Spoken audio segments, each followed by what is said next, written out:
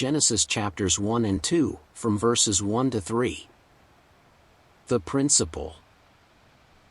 In the beginning, when God created the heavens and the earth was a formless wasteland, and darkness covered the abyss, while a mighty wind swept over the waters.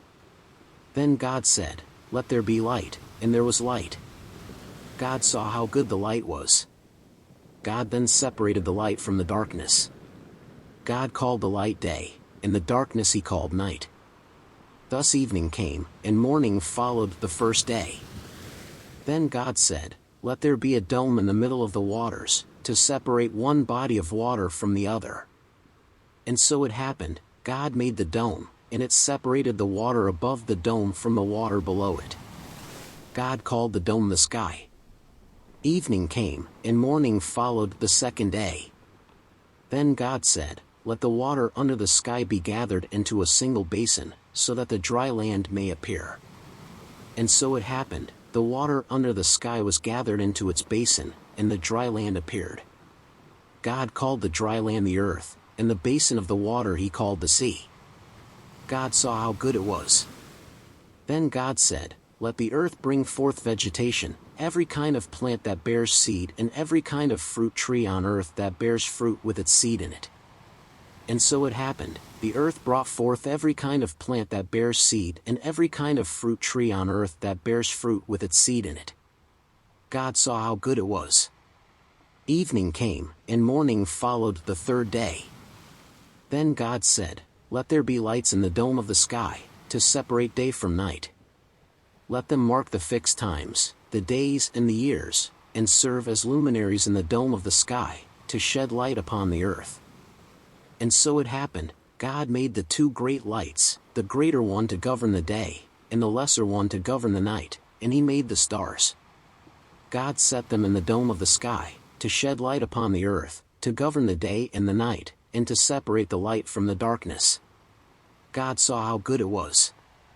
Evening came, and morning followed the fourth day.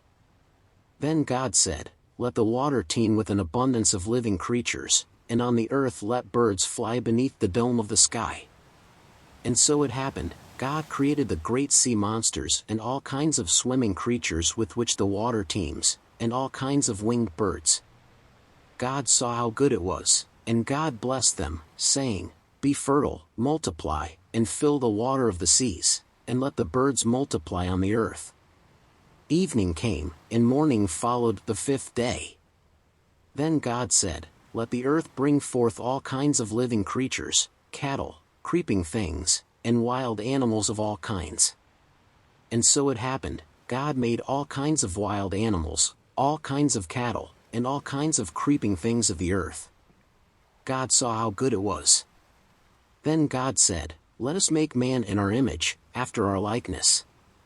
Let them have dominion over the fish of the sea, the birds of the air, and the cattle, and over all the wild animals and all the creatures that crawl on the ground."